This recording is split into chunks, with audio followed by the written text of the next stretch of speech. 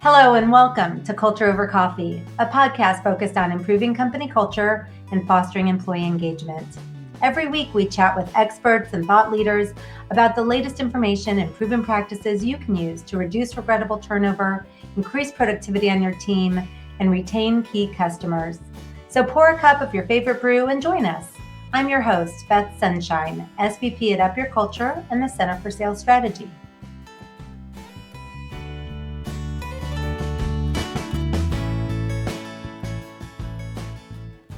In this episode, we're once again reflecting on the results from Engage 2024, the company culture report. This time we're wondering, why don't employees have enough information to perform in their roles? Today we'll be discussing clear issues surrounding transparency and psychological safety in the workplace. Helping me explore why employees aren't receiving enough valuable information is Mindy Murphy, expert culture coach here at Up Your Culture.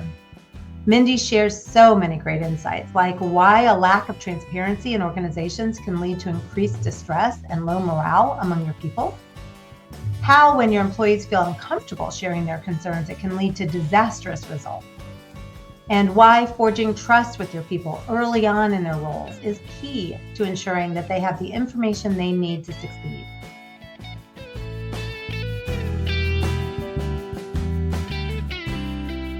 Hey, Mindy, I'm so glad you could join me today for Culture Over Coffee. This season, we're digging into the Engage 2024 Culture Report and discussing all of the valuable takeaways, all of the things we can learn from it.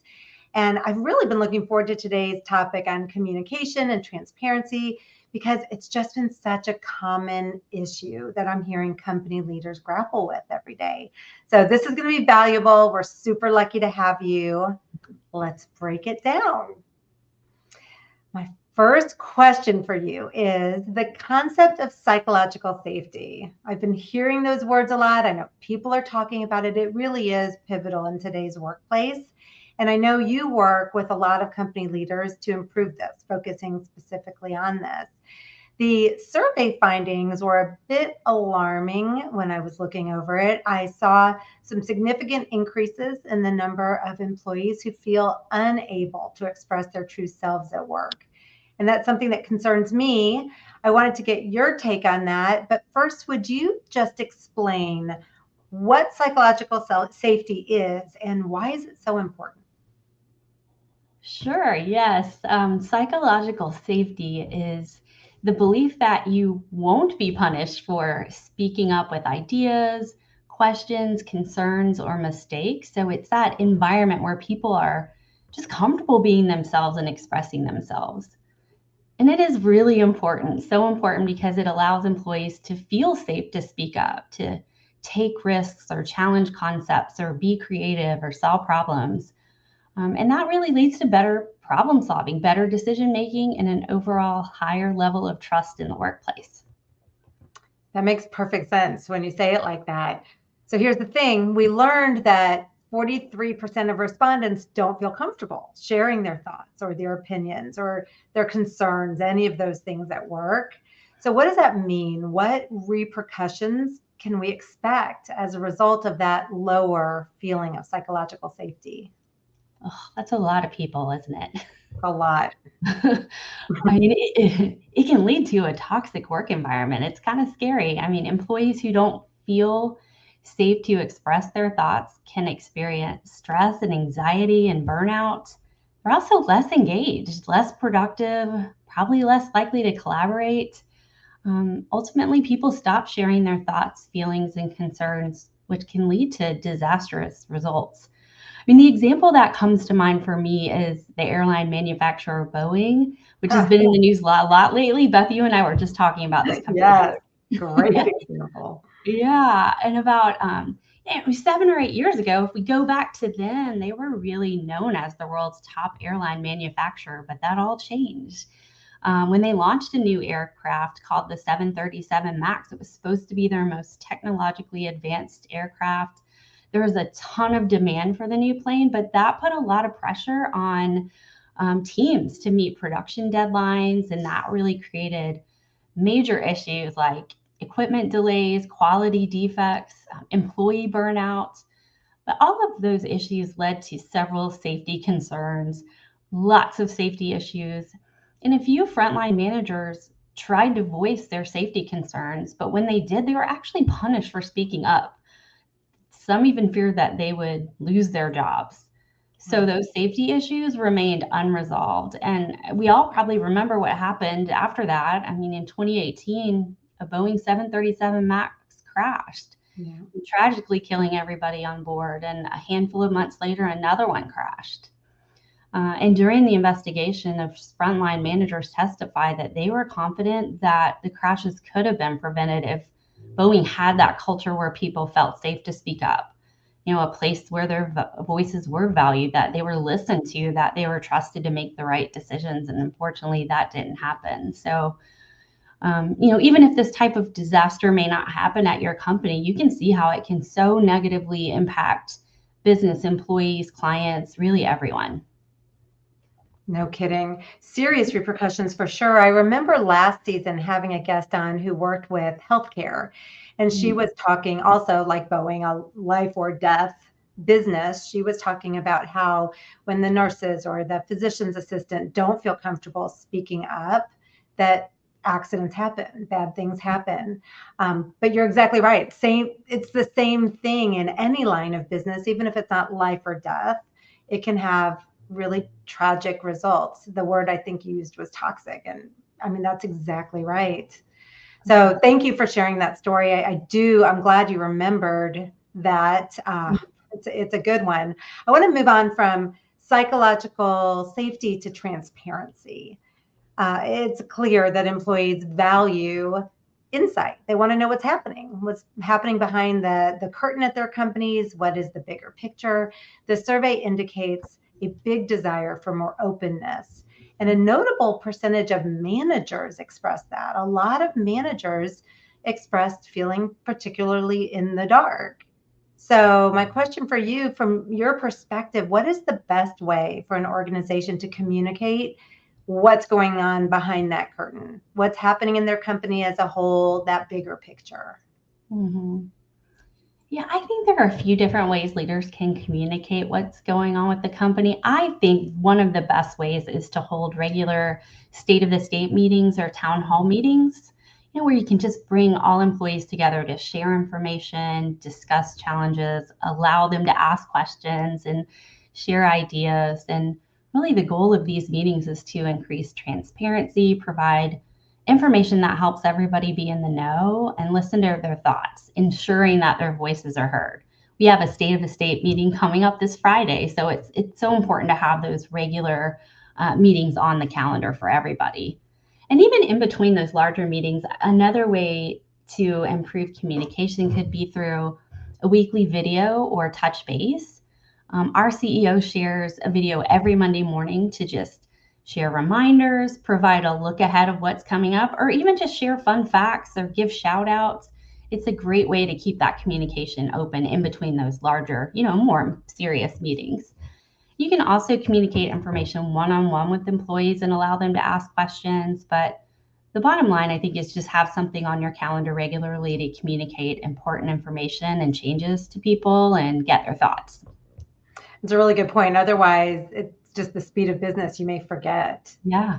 So, on the flip side, could there be any downsides to that? Could there be too much transparency with employees?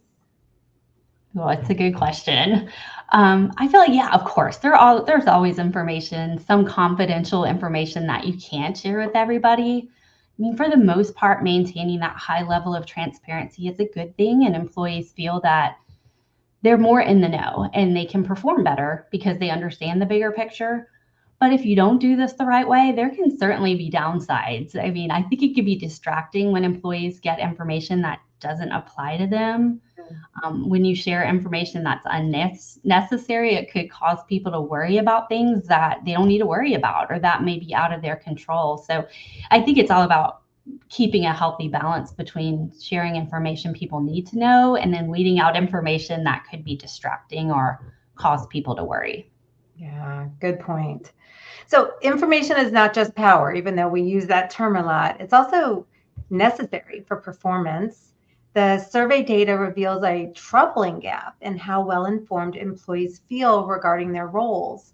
And we saw this across a majority affecting a majority across all levels of employment, from frontline all the way up. People feel like they don't know what they need to know.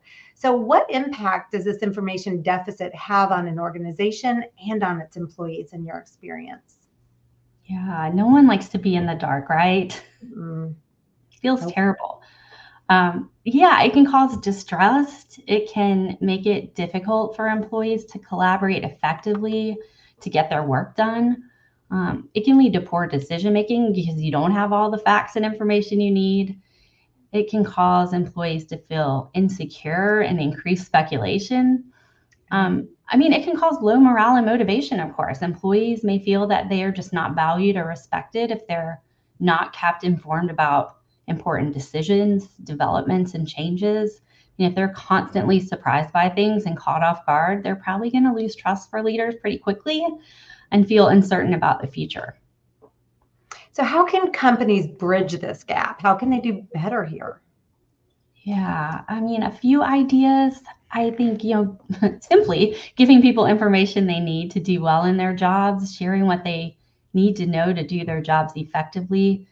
But I think having a good onboarding plan for employees from the beginning, from the start, and training and coaching them can help them make sure that they have the information they need from day one, right? To know where they can go for help, or to know what resources are available to them to do their jobs well, to know what their growth opportunities are, and know what the goals and expectations are.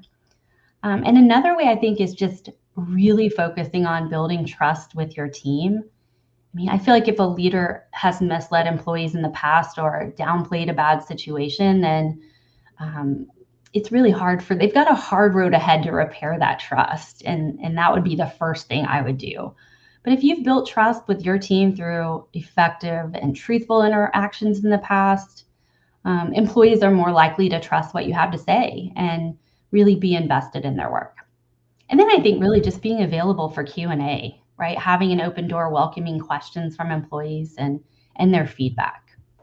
Such good strategies, really good strategies. So, we've discussed the significance of sharing information, leaders sharing information out. And in some cases, employees, like with your Boeing example, feeling comfortable enough to share information up the chain. But it's Mhm. also really important to listen. And the Engage report, the survey showed that a majority of employees feel that their opinions are undervalued. They're not being listened to. And I'd kind of like to explore the significance of that with you. So, first, in your experience, what impact does this have on employees when they feel as though their opinions don't matter? Yeah. I mean, if you felt your voice wasn't valued or your opinions didn't matter, I mean, how does that feel? It feels terrible. It makes people feel unheard and undervalued. And I know in the survey that showed that more than half of respondents didn't believe their opinions always mattered at work. I mean, that's a lot of people. Yeah, it is. It would be hard to go to work, I think. If I thought my opinion didn't matter, I think after a while I would check out. I suppose that is disengagement. And I'd be like, why am I even trying? Why am I here? Right. So, how about the organization as a whole? What kind of impact happens there? Yeah, I mean, people stop sharing their thoughts, opinions, and ideas and concerns. It inhibits communication, and so performance can go down. Quality Mhm. of work may suffer from that. Problems probably go unresolved, so they get worse, and people become disengaged and ultimately may look for opportunities elsewhere. Yeah, I can see that. And I know you've worked with companies before where sort of silos end up popping up, where people have their few people they trust, maybe it's their team, and then they really don't trust anyone beyond that. So it's almost a war for information. It's hard. So, what strategies do you recommend that leaders use to create an environment where people know that their voice is valued? It's not just heard, but it's also appreciated. Yeah, a few strategies that I've seen are really effective is asking employees for feedback including them in decision making, so asking their input often, just involving them and letting them know you appreciate and value their feedback. Even if you get their ideas and you have to go in a different direction, just that you listen and say, thank you. I value, your feedback, your thoughts. Here's why we may need to go in a different direction. But I think another way, fostering open and honest two-way communication, is how we talk about it often. So it's not just about the leader sharing information, it's two-way communication, right? So the other part is allowing people to ask questions and share how they feel as well. I think praising people for their ideas is a great way to do this. And we talked about the state of the state meetings and town hall meetings, allowing people to submit questions in advance of those meetings so you can provide answers during the meeting is also a great strategy. You can even create a suggestion box so people can put their suggestions in the box. And of course, I mentioned listening. I think practicing active listening is crucial. A lot of people are just not as good at effective listening and really being present, taking notes as the other person's talking, making eye contact, nodding, all of that can show that you care. Yeah, that stuff takes practice. It's not easy. I love the idea of a suggestion box, especially because, well, what I've found is that if one person has a question, probably other people in the room have the same question. So collecting them in advance, smart. And some people just don't feel comfortable speaking up. I'm glad you gave that idea, because as much as someone wants their voice to be heard, sometimes it's hard for them to speak their voice. So very cool. Yeah. So it seems that while team cohesion is strong based on the data, it looked like people were feeling fairly connected to their teams. Interdepartmental communication and collaboration, that's where things seem to go a little bit more awry.